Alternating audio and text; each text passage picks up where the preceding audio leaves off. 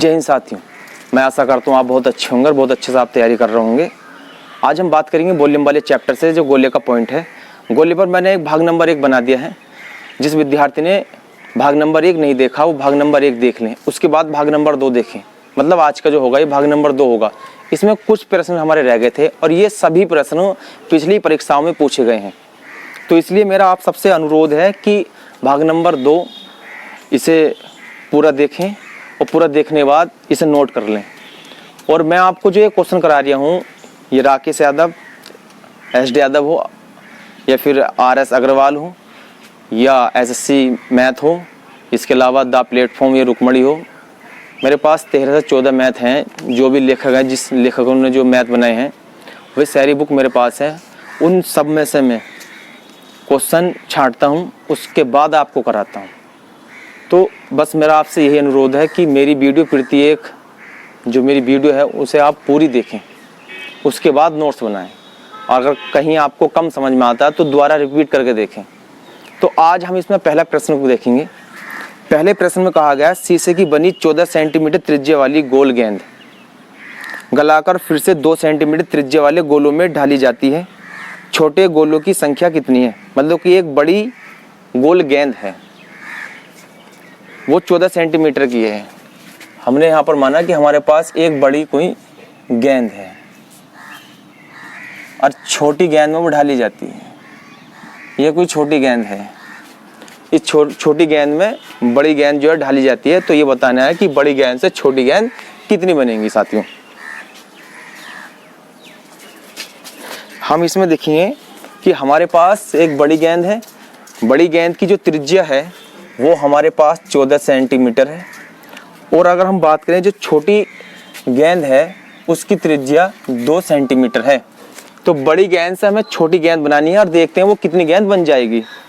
अब अगर हम बात करें कि हम जब ये छोटी गेंद है, छोटी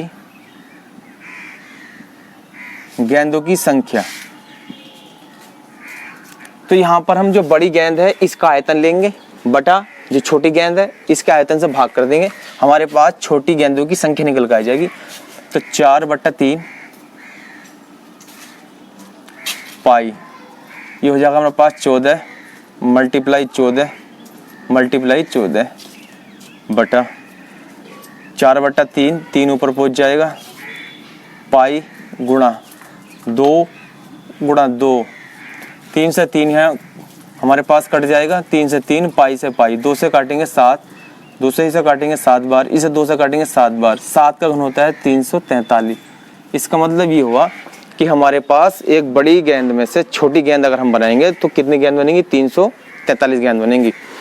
ये क्वेश्चन सभी पिछले एग्जाम में पूछे गए हैं, इसलिए मेरा आप सबसे बस ये अनुरोध है कि इन क्वेश्चन को प्रैक्टिस करना है। कुछ नहीं, बस आपको पहले जो भाग हमारा वो देखना है, उसमें मेरे रूल्स जो मैंने उसमें बताए उसके सूत्र हैं वो याद करने हैं। उसके बाद आप बहुत आसानी से कोई से भी क्वेश्चन कर सकते हो। अब हम इसमें पहला प्रश्न देखते हैं साथियों। पहले प्रश्न में कहा गया है, सॉरी दूसरा प्रश्न होगा वो,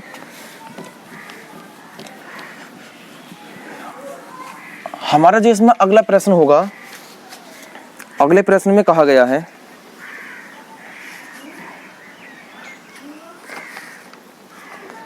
माना कि चंद्रमा का व्यास पृथ्वी के व्यास का 1/4 है, तब पृथ्वी तथा चंद्रमा के आयतनों का अनुपात ज्ञात करें।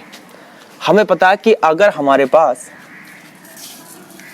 ये पृथ्वी है, ये चंद्रमा है, इसका व्यास, और यहाँ पर हम इसका व्यास लिखेंगे, ये 1/4 है। किसका है साथियों? पृथ्वी के व्यास का। अगर पृथ्वी का व्यास 4 है तो ये 1 है, अगर ये 8 है तो ये 2 है, अगर ये 12 है तो ये 3 है, क्योंकि हमें इसे 1/4 बनाना। अब हम यहाँ से निकाल लेंगे क्या साथियों? व्यास क्या होता है? अनुपात निकाल लेंगे त्रिज्याओं का, 2r1। इसे व्यास जो होगा इसकी अपनी एक त्रिज्या होगी, इसकी भी एक अपनी त्रिज्या होगी, तो इसे मान लेंगे r1 और इसे मान लेंगे r2। तो r1 व्यास बराबर होगा 2r अनुपात, ये हो जाएगा 2r1 बराबर 4 तो हो गया इसका अनुपात और 1 हो गया हमारा चंद्रमा का। अब अगर हम यहाँ से त्रिज्या निकालें तो 2 से 2 हम ये काट देंगे अनुपात बनाने के लिए, तो हमारे पास R1 अनुपात R2 बराबर आ गया 4:1। इसका मतलब ये हुआ कि जो पृथ्वी की त्रिज्या आई है वो 4 के रूप में आई है, चंद्रमा की जो त्रिज्या आई है वो 1 के रूप में आई है। अब हमें निकालना आयतन, तो अगर मैं यहाँ पर पृथ्वी का आयतन निकालूं, इसे मान लेंगे आयतन वॉल्यूम 1, इसे वॉल्यूम 2, वॉल्यूम 1 अनुपात वॉल्यूम 2। यहाँ से हम इनका मान रख देंगे 4/3, R1 की पावर 3 अनुपात 4/3 पाई R2 की पावर क्यूब 4/3 पाई 4/3 पाई से ये हमारे पास यहाँ कट जाएगा। R1 का मान कितना है 4, 4 की पावर 3 करेंगे 64। R2 का मान 1 है, 1 की पावर 3 करेंगे 1। इसका मतलब हमारे पास जो आंसर बना 64:1 बना साथियों। कुछ नहीं है क्वेश्चनों में, कुछ भी नहीं है, आपको बस ध्यानपूर्वक ये क्वेश्चन करने हैं और बहुत आसानी से आप ये इन क्वेश्चनों कर सकते हो। और मैं एक बात बता दूं आपको, जब आप रेलवे का एग्जाम दे आओगे धमाका मचा आओगे रेलवे के एग्जाम में, क्योंकि ये जो मैं क्वेश्चन करा रही हूँ सारे क्वेश्चन पिछली परीक्षाओं में पूछे गए हैं, इन क्वेश्चन में कुछ भी नहीं है। तो साथियों आपको बस थोड़ी सी प्रैक्टिस करनी है और आप कम से कम 10+ घंटे में तैयारी करो, क्योंकि एग्ज़ाम अगर दिसंबर में होगा तो बच्चे इस टाइम बहुत ज़्यादा तैयारी कर रहे हैं, क्योंकि मेरे संपर्क हुए थे। तो बस मेरा आपसे यही अनुरोध है कि आप अगर ये सोचो कि 2 या 3 घंटे में हम एग्ज़ाम निकाल देंगे, ऐसा कुछ भी नहीं है, क्योंकि आज के टाइम में बहुत ज़्यादा मेहनत करनी पड़ती है एग्ज़ाम निकालने के लिए।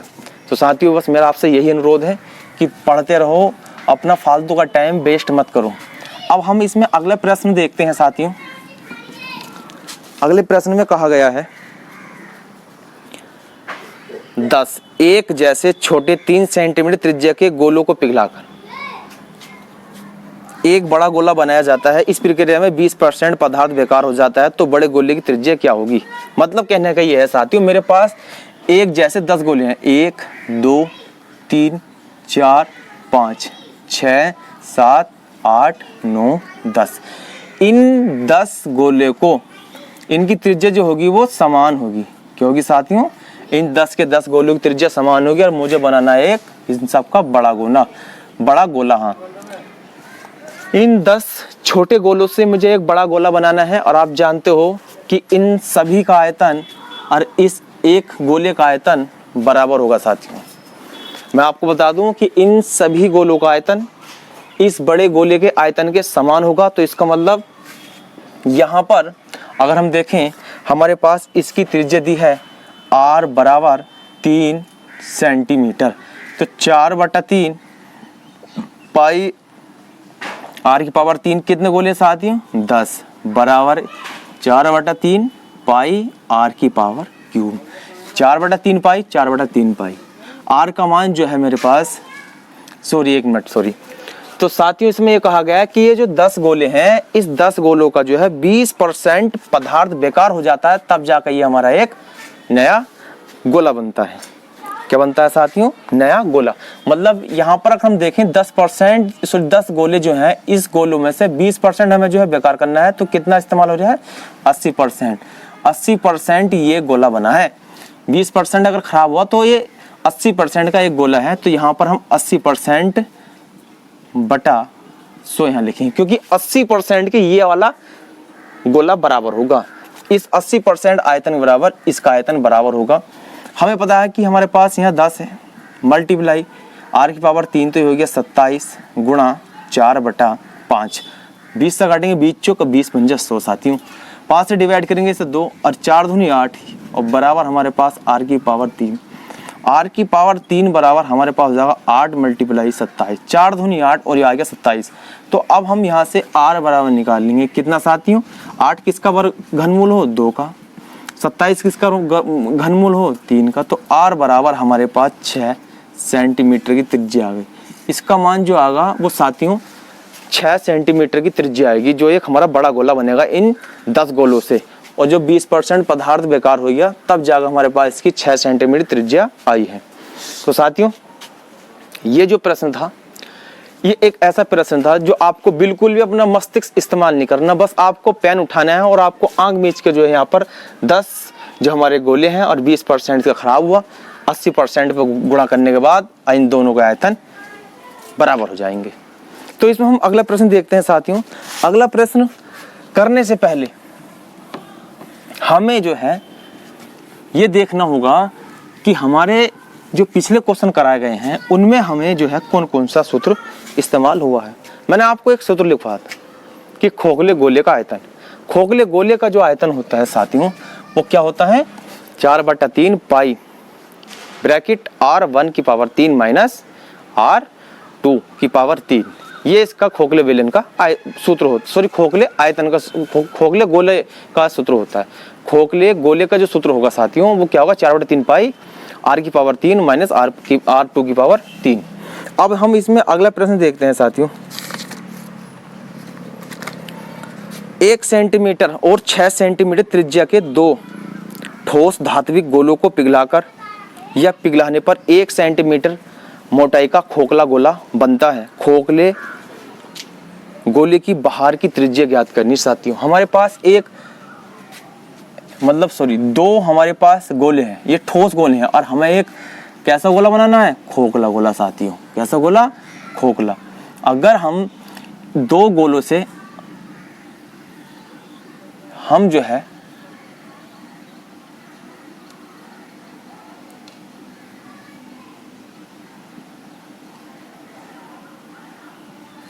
ये दो गोले हमारे पास, इन दोनों गोलों की हमें त्रिज्या दी है। एक की दी है 1 सेंटीमीटर और इसकी दी है 6 सेंटीमीटर। ये होगा R1 और ये हो जाएगा R2 साथियों।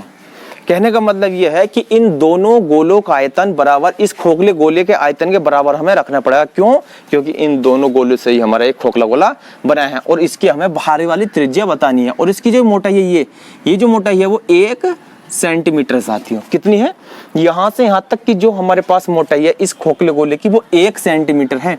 तो अब हम इन दोनों गोलों का आयतन तो 4/3 लेंगे साथियों, पाई कॉमन आ जाएगा और इसके 4/3 पाई कॉमन लेने के बाद R1 की पावर 3 और प्लस का R2 की पावर 3। मतलब यहाँ पर हम R1 का मान कितना मान लेंगे 1 और R2 का मान कितना मान लेंगे 6 बराबर 4/3 पाई। अब खोखले बेलन का जो आयतन होता है साथियों वो 4/3 पाई R1 की पावर 3 माइनस R2 की पावर 3 ये होता है। तो हमें पता है कि अगर मैं R1 बराबर x मान लूँ, सॉरी R2 बराबर x मान लूँ तो साथियों R1 का मान जो होगा वो कितना हो जाएगा x1 प्लस का 1। R2 का मान यहाँ से यहाँ तक मैंने x माना तो यहाँ से यहाँ तक का मान जो होगा साथियों वो x प्लस का 1 हो जाएगा। तो हमारे पास 1 सेंटीमीटर की मोटाई है। अब हम ये रखेंगे x प्लस 1 की पावर 3 और माइनस का x की पावर 3। 4/3 पाई यहाँ कैंसिल हो जाएगा। 1 प्लस का 216 बराबर इसका हम रूल्स ये होता है a प्लस बी का जो रूल्स होता है साथियों वो होता है a प्लस बी का जो रूल्स होता है वो होता है a की पावर 3 प्लस b की पावर 3 प्लस का 3ab ब्रैकेट में a प्लस का b साथियों। अब हमें ये पता है कि हमारे पास a प्लस बी की पावर 3 का रूल्स ये होता है। तो यहाँ पर हम इसका x a की जगह है और a b की जगह है, इसका रूल्स रखेंगे। तो आप जानते हो x की पावर 3 प्लस a की पावर 3 कर लो 1 प्लस 3x 1 की गुणा करेंगे 3x ब्रैकेट x प्लस का 1 और माइनस की x की पावर 3। तो साथियों यहाँ पर हम x minus x plus cancel, 1 से 1 कैंसिल। तो हमारे पास जो बचेगा वो 3x ब्रैकेट x प्लस का 1, 3 से डिवाइड कर लेंगे इसे, 3 सत्ते 21, 3 दूनी 6 बराबर x की मल्टीप्लाई इससे कर लेंगे x स्क्वायर प्लस का x। ये हमारे पास जो 72 है हम इधर ले जाएंगे तो हमारे पास ये हो जाएगा x स्क्वायर प्लस का x माइनस का 72 बराबर 0 साथियों। अब हम क्या करेंगे आगे, इसमें हम आगे करेंगे इसे द्विघात समीकरण बना लेंगे। x स्क्वायर प्लस का इसे 9x और माइनस का 8x और माइनस का 72, 9 8 72, 9x में से 8x जाएंगे तो प्लस का 1 बचेगा। तो यहाँ से हम कॉमन ले लेंगे x, यहाँ पर हमारे पास x प्लस का 9 और माइनस का 8 कॉमन ले लेंगे, x और प्लस का 9 और बराबर 0। x प्लस का 9 कॉमन आता है और x माइनस का 8 साथियों। तो हमारे पास जो x वाला है वो हमारा पास आंसर होगा जो x माइनस 8 वाला जो हमारे पास क्या होगा साथियों, आंसर होगा। x बराबर 8 सेंटीमीटर तो आ गई ये अंदर की त्रिज्या, यहाँ पर आ गया 8 सेंटीमीटर, हो जाएगा 9 सेंटीमीटर। हमारा आंसर क्या होगा साथियों, इसमें 9 सेंटीमीटर। हमारा इसका जो आंसर होगा वो 9 सेंटीमीटर होगा साथियों। क्या होगा, 9 सेंटीमीटर। कुछ नहीं करा हमने, दो हमारे पास गोले थे, खोखला गोला बनाया है, दोनों गोलों का आयतन इस खोखले गोले का आयतन के बराबर होगा।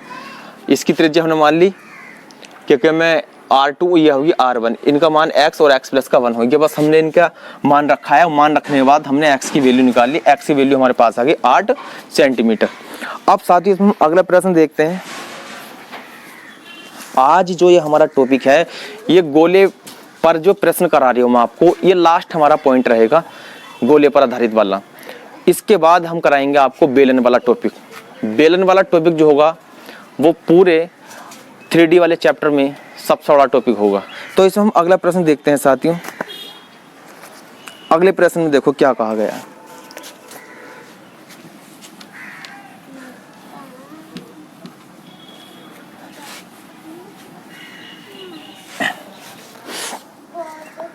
अगले प्रश्न में कहा गया है, दो भिन्न पदार्थों की गेंदों के भार का अनुपात 8:7 तथा प्रति सेंटीमीटर की पावर 3 भार का अनुपात 289:64 है। दोनों गेंदों की त्रिज्याओं का अनुपात याद करो।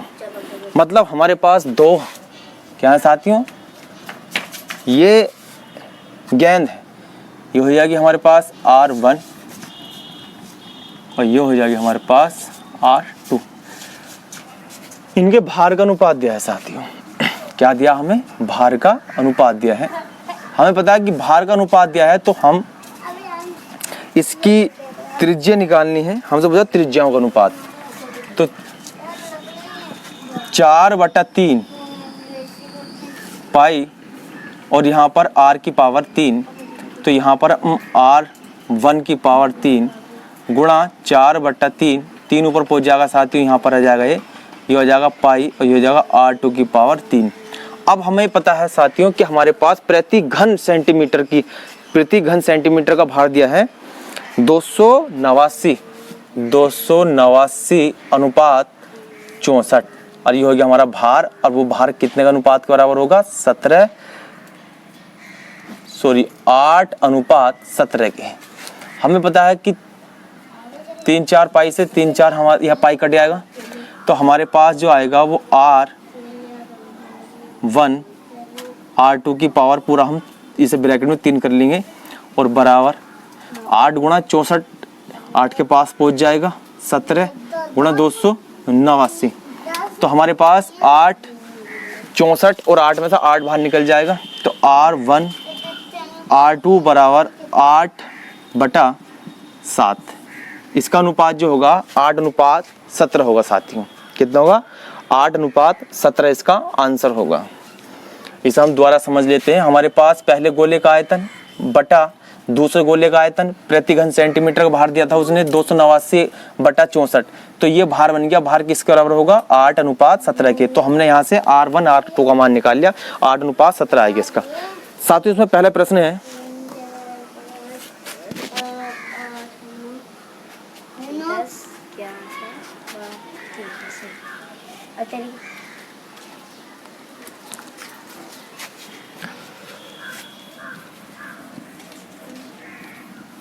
तो साथियों इसमें हम अगला प्रश्न देखते हैं।